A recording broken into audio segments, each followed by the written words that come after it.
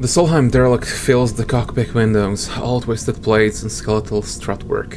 You watched it in horror and fascination as Seraphine completed the approach, both of you silent in the presence of this decaying beast.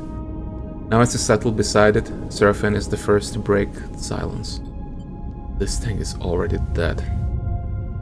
He shakes his head. It's a corpse sleeper. You nudges the ship closer, looking for a place to dock. I touch this thing too hard, it'll crumble to dust. Disarmed. Griffin glances back at you. No advice? Pick us up there. That's a bridge. Junie points towards one end of the ship, and both you and Seraphine turn around, having forgotten she was even in the cockpit.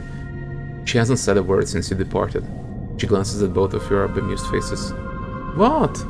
He looks away. Sorry, that's where we need to go. Stops pointing. Seraphine nods toward Junie. She's not wrong, Sleeper. The bridge would be a good start. To the bridge then.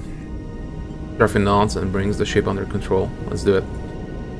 Seraphine takes control of the ship, avoiding the debris field closer to the center of the wreck.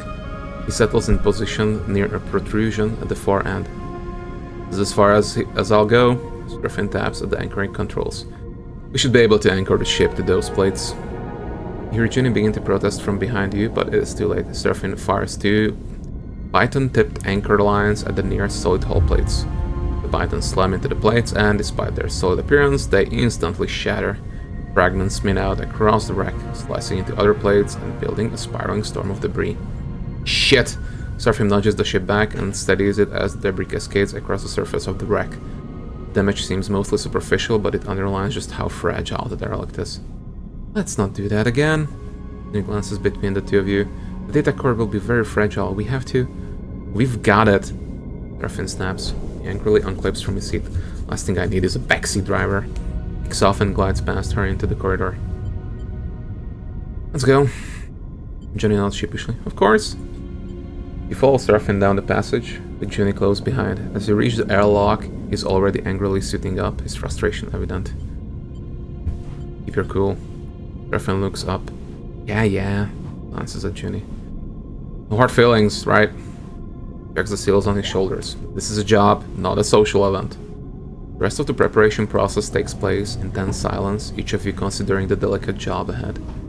You suit up too. Though you don't need a helmet to breathe, you slide one on and lock the seals for protection. This wreck isn't going to give up its salvage easily. The core should be near the bridge, maybe even inside it. There's a lot of wreck here, and there might be a good salvage tucked away in the cargo hold. Once the suits are on and the seals are checked, you cycle the lock and stare out at the vast expanse of the twisted hulk before you. Time to go to work. Welcome to your first contract. While on contract, you'll be able to assign 2 dice for each crew member, as you would assign your own dice. Pay attention to the crew skills to use them effectively. In certain outcomes, crew will take crew stress. When their stress is full, you will no longer be able to use them to perform actions. While on the contract, your energy bar will automatically be supplied for each cycle that you have available supplies. When your supplies are depleted, both you and your crew will take 1 stress per cycle. Contracts also have their own contract stress. When this bar is filled, the contract will fail. Good luck. Thanks. Okay, so we are both endure and what's the engage and she is interface. So there is a bit of still decaying ruin. Okay. Depressurized bay. Oh, this is a nice addition.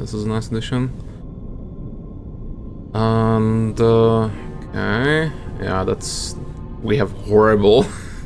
No one has Inuit in our crew. It's just like okay, and here, okay, force the lock.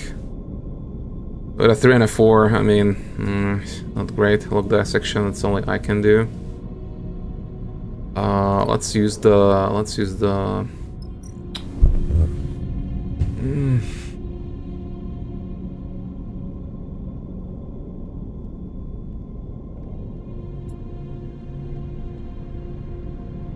Okay, lock dissection, it will take longer, but cutting away the lock layer by layer is the safest way to make it through. Let's use my 6 on that.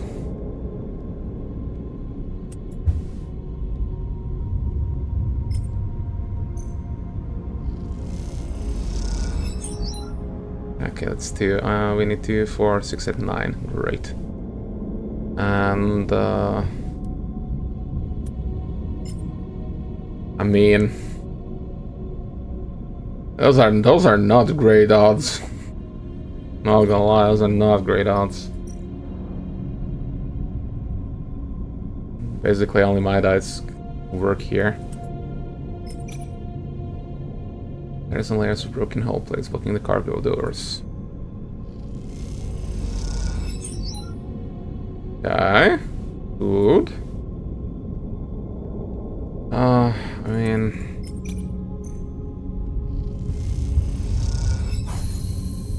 okay, neutral outcome.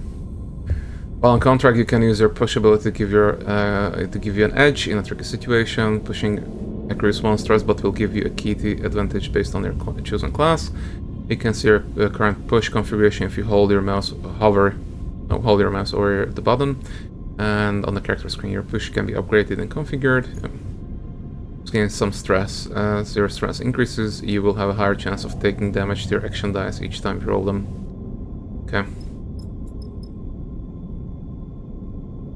+2 to lowest crew dice. Unfortunately, that's Junis 1, and that's pointless.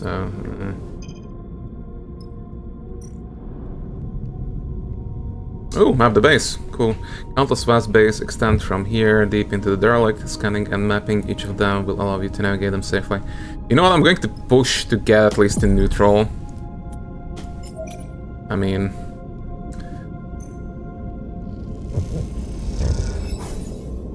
Okay, neutral outcome. Come on, baby.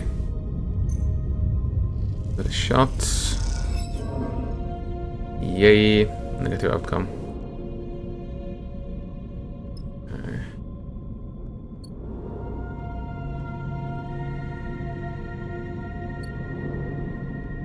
And we have the 5 and the 4 there.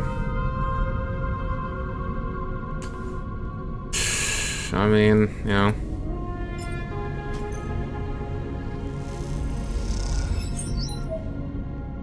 Smashed it. Fortunately, a 25%er. I want to try that. He has a higher stress tolerance though. Let's go for it.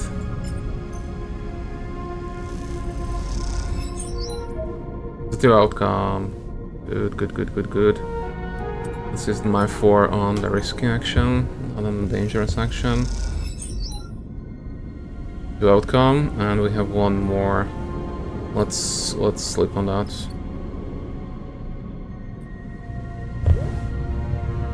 Okay.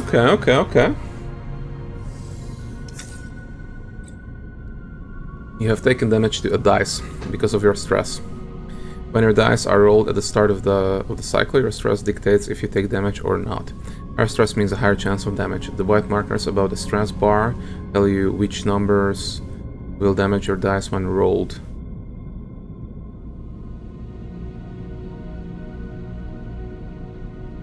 That's brutal.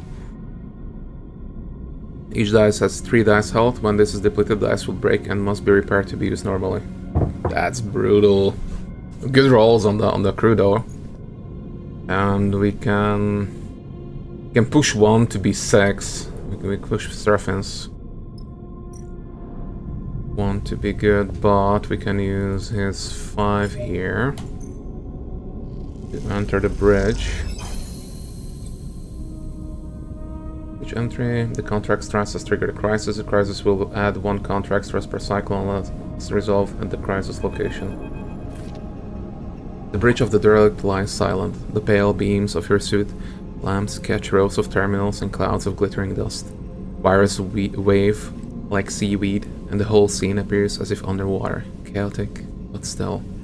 Junie glides past you, disturbing the dust and taking you by surprise as she does. She has been a stoic presence so far, but in this moment, she seems drawn forward by some force of curiosity. Watch as she bats away debris and begins checking terminals. Her work. She's already prying an access panel off one of the more intact-looking terminals. And as she does, puffs of rust-colored vacuum around her red. Approach her. She turns back to the terminal and finishes prying off the plate. Then quickly she reaches inside, fishing around for something. Her hand comes back out with a waving cable, topped with a thick connector. As soon as she sees it, she slips a keyboard-sized deck out from somewhere on her person. She runs her hand across the back until she finds the right port and slots in the connector. All of this happens in a few seconds, the routine, practice, and precise. It is hard not to be impressed. Nicely done. We'll see, she says, so quietly it seems mostly to herself. Juni's fingers dance across the deck's keyboard and a burst of static lights up the Solheim terminal screen. The sudden burst of light and color takes you by surprise. Juni's fingers tap away, the terminal screen flashing with blocks of color and lines of code.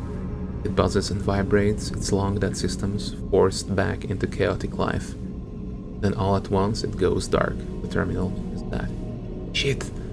Juni hisses beneath her breath. Useless. Cannot tell if the insult is directed at the terminal or herself. And anything?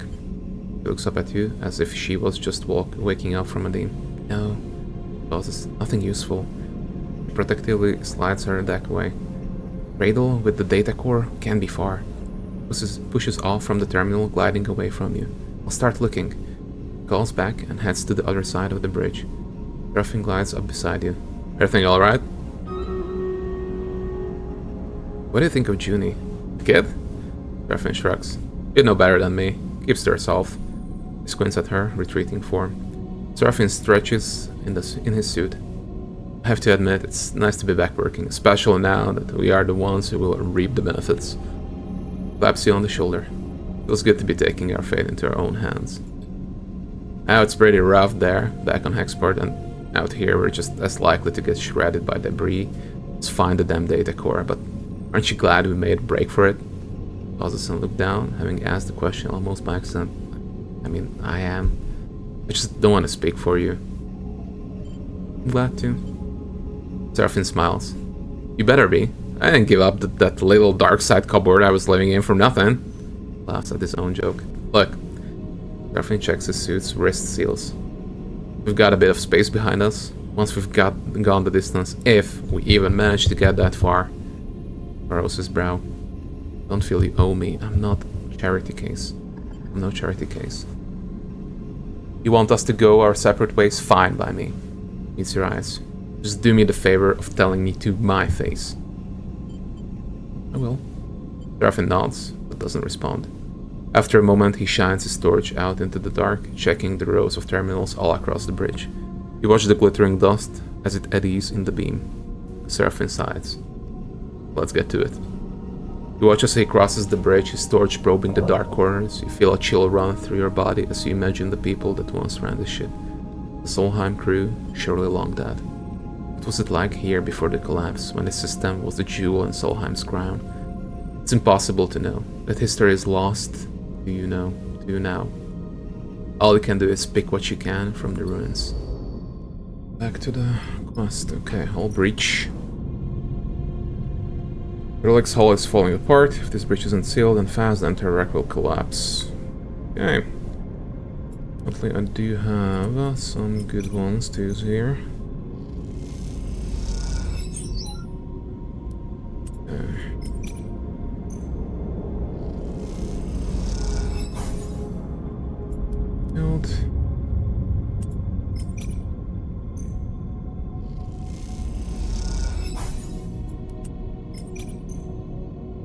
First scenarios, I'm only going to use the Seraphin's one. Okay, yeah. So his 4 as well. Breach sealed. And he gets a positive outcome. Oh my gosh, okay.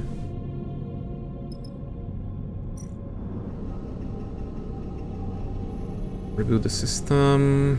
Nice. Track the pathways.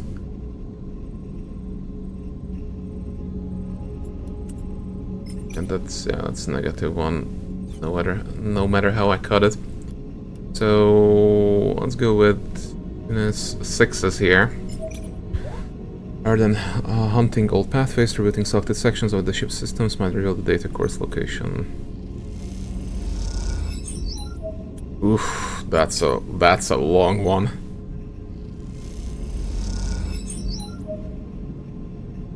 That's okay. I'm not going to use the one for anything because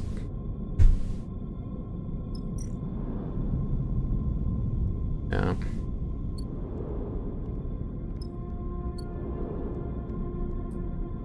This is going to be all June, it seems.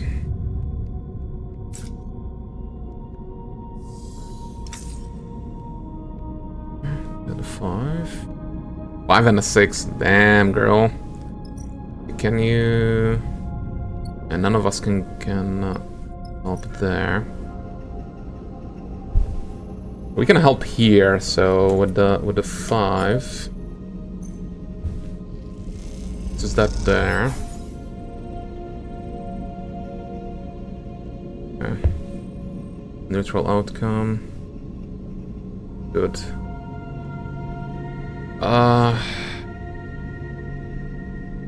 Get 4s out of that and a 6 out of that. Let's see what else we can get here.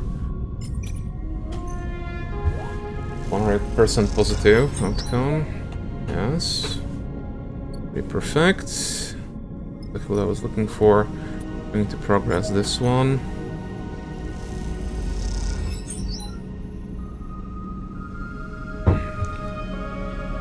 I should be able to get this with the 3s I have available. I'll keep the 5. Nice, get a positive outcome as well. Which means, I'm going to use the 2 3s. They're guaranteed. Let's use the guaranteed. Guaranteed 6 there. Data core Krell. Data Nexus. Okay. So I can slice the core, but that would... I think on negative ones, yeah. Dangerous action.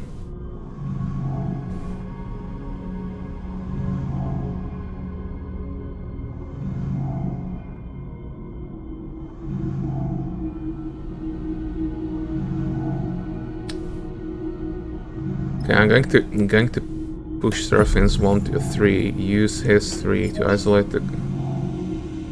What?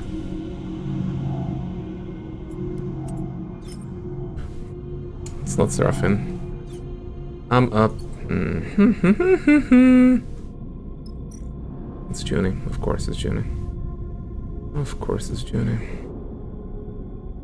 Which means I'm going to sleep on this. That was a pointless point of stress I took. Mixed up my colors.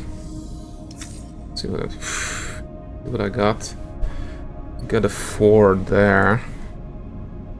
Couple of 2s. So here only Junie can do anything with it, so let's open up whatever this opens up. Okay, there you go. Because hopefully extract raw scrap. Unfortunately, Starfine's 2s are going to be ass for this one. Masses of intact scrap. This is a valuable material, but it's also worth holding the ship together.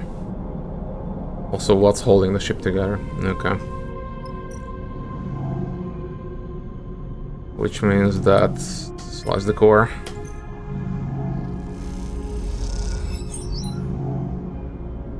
And boy oh boy.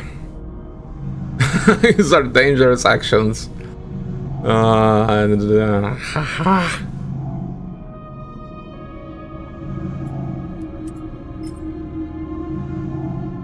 Oh, it's gonna be really bad. Here at least I can get a 5 out of that one.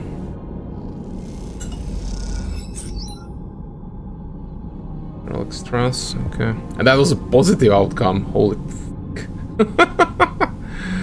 Yeah, we're not going to do anything with these dice. I don't wanna... technically I could probably try at least 2 3s here. See how much we can get, but then... Okay, that's positive. So far getting lucky. I get 2 positives out of 2 3s. Holy shit, I'm lucky. Okay, let's end the cycle.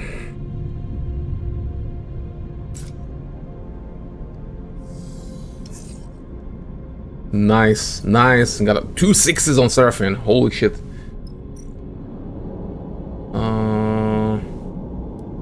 Yeah, let's roll with a 6 there. Extra cross scrap. So I do it. And June is going to get the guaranteed 6.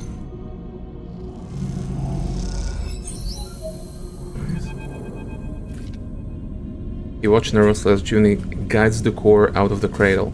A large ball, almost half your height in diameter, it glides up of the framework that held it, connections waving loose and cut. Her breathing comes through the suit's comms, loud enough to be picked up, and it fills you with tense energy as you watch. Over the course of this job, you have seen Junie both focused and distracted, nervous and precise, but you have not seen her any more confident than in this moment now. She floats beside the data core, handling it with care and skill, as if it was the vast egg of some endangered bird. She glances up and sees you watching her, and you notice something unfamiliar in her eyes. Something that you have perhaps seen in a passing moment before, but only now it is no momentary lapse or change. It is set in place. You see determination. She guides the core a little away from you with one hand, and at the same time comes forward, almost placing herself between you and her prize. And it does seem to be hers in the way she handles it, the possessive way she screens it with her body. We need to talk. Statement comes flat and deadpan, any nervous tremble gone. Right now. Okay. Sleeper? He takes a deep breath. I want to be honest with you, but I need to know you won't take this from me. Junie glances around the cradle defensively, but Seraphine is already heading back to the ship to prepare the cargo bay for the core storage. You two are alone. I won't. He looks at you hard, trying to read your expression. Preston doesn't deserve this treasure, Sleeper. Junie glances over her shoulder at the core. Do you know how many of these are left intact? She shakes her head. And all he wants to do is wipe it clean so he can use it to interface with Hexport. All the data, gone. So, what do you want? I want to extract the data, to make use of it. There's some genuine emotion flickering in her eyes. She sighs. After extracting the data, the core will be unusable. There's a security system that will fry it if data duplication is attempted. I can delay the security response long enough to copy the data, but after that, it rolls off. Done this before. Looks down. Yes. He meets her eye. This is why I came. Look at this place, Sleeper. Gestures to the cradle room, a dark and twisted cavern of long dead tech. How many of these places are left? How many chances do we have to recover anything this old, this fragile? Like it or not, we live in Solheim's shadow, in their ruins. And yet we know almost nothing. What chance do we have of understanding how we got here when others like them, like Zenitstadt and Conway, are descending on the system? What can we learn from this core? I don't know, Sleeper. That's the point. She gestures around herself. We could learn our history and how this system was settled. We could better learn the technology we built our lives on. We could uncover Solheim's crimes and seek to make amends. He looks at you with bleeding eyes. You could see beyond survival towards something else. I have never heard Junie speak like this, and you realize what you have taken from nervousness was actually control. This, the person in front of you defending a decaying data core with their lives, is the real Junie. But then you think of Lane.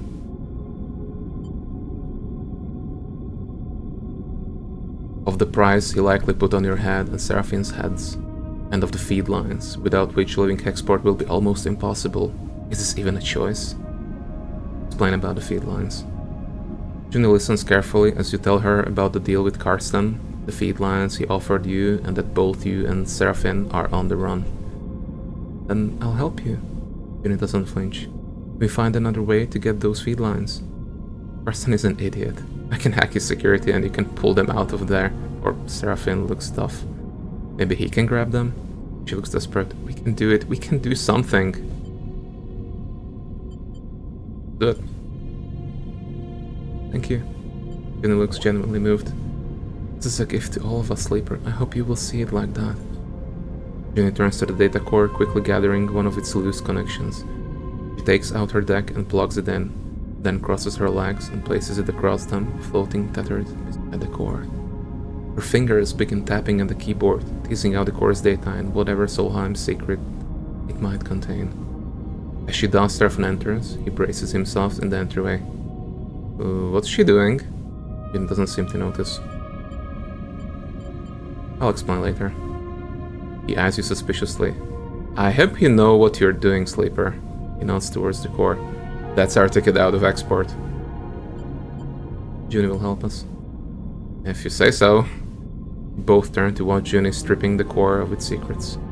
A little while later, once the core has been emptied out and its defensive mechanism has scorched its seams black, you watch the metallic sphere spinning gently in the room and wonder if you have just made a terrible mistake. Contract failed. The contract is concluded. You can leave it via the map. But we still have some scrap together, so whee! That's fine, New Crisis. Don't care. We just extract all the scrap we can and just run.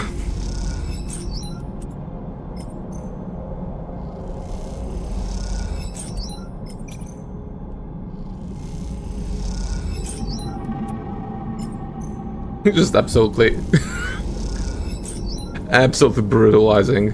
brutalizing it. Yeah, I don't care. Just how do contract concluded.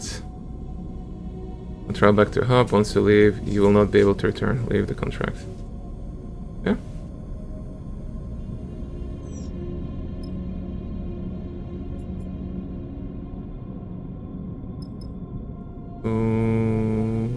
Well, contract failed, so I'm not really leaving the contract.